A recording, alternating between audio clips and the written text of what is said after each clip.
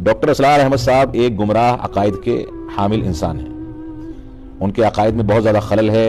वो खुमैनी और राफिज़ा और शियों तक की तारीफ करते हैं, लेकिन जमात हदीस पर, कुरान और सुन्नत पर अमल करने के बावजूद तनकीदें करते हैं। डॉक्टर असरार ने इस आयत की तफसीर में ये कहा, डॉक्टर असरार ने ये बयान किया। भाई डॉक्टर असरार कौन है? डॉक्टर असरार की क्या हैसियत है जिसके हवाले दे रहा हूं? आप खुद क्यों नहीं पढ़ते दीन को? आपने डॉक्टरी पढ़ी, आपने इंजीनियरिंग पढ़ी, आपने MBA किया, आपने कंप्यूटर साइंस के अंदर MSc किया, आप क्यों नहीं पढ़ते? आपने ये मौलवी प्रोफेशन क्रिएट क्यों किया है? इस्लाम में कोई मौलवी प्रोफेशन नहीं है। हर मुसलमान को इस काबिल होना चाहिए कि नमाज पढ़ाए। हर मुसलमान को इस काबिल होना चाहिए अपनी बेटी का निकाह खुद पढ़ाए। हर मुसलमान को इस काबिल होना चाहिए कि अपने बाप का जनाजा खुद पढ़ाए।